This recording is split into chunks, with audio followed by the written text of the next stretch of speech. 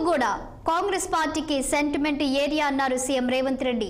Assembly ఎన్నికలకు ముందు ఇక్కడి నుంచే శంఖరావం మోగించి అఖండ విజయం దక్కించుకుందన్నారు. ఇప్పుడు ఇదే తుక్కుగూడ నుంచే పార్లమెంట్ ఎన్నికలకు కూడా శంఖరావం మోగించామన్నారు. ఈ సందర్భంగా కేసీఆర్ను టార్గెట్ చేస్తూ రేవంత్ రెడ్డి తీవ్ర వ్యాఖ్యలు చేశారు.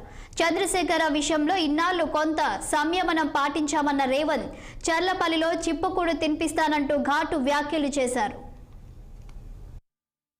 వేధించి దోసుకొని దోపిడి దొంగలాక అడవి పందుల్లాక తెలంగాణ రాష్ట్రాన్ని సర్వనాశనం చేసి 10 సంవత్సరాల 100 సంవత్సరాల విధ్వంసం చేసినావు. ఇవాళ మమ్మల్ని ఎంటిక బీకలేరంటావా?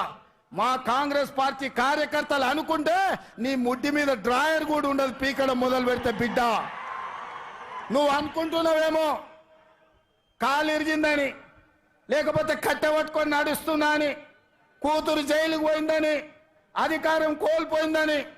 కొంతకాలం మేము సంయమనం పాటించినాం. ఏ మనిషికైనా కష్టం వచ్చినప్పుడు మేము మానవత్వంతో మీ గురించి మాట్లాడకుండా మర్యాద పూర్వకంగా వ్యవహరించినాం. ఇవాళ నువ్వు అనుకుంటున్నావు నువ్వు ఏది పడితే అది మాట్లాడితే చూస్తూ ఊరుకుంటామని. చూస్తూ ఊరుకునేటోడు ఎవరు లేరు. నేను పెద్దలు జానారెడ్డి గారి లాగా కాదు, నేను రేవంత్ రెడ్డిని బిడ్డ. అంగిలాగు ఊడదీసి నువ్వు మాట్లాడే లత్కోర్ లఫంగ మాటలకు చెర్లపల్లి జైల్లో చిప్పకూడు తినిపిస్తా బిడ్డ. నువ్వు అనుకుంటున్నావేమో. ఆనాడు చెప్పినా ఈనాడు చెప్తున్నా, నువ్వు పేదలకు డబుల్ బెడ్రూమ్ ఇల్లు కట్టియలే, నేను మాత్రం నీకు తప్పకుండా డబుల్ బెడ్రూమ్ ఇల్లు కట్టిస్తా చెర్లపల్లి జైల్లో.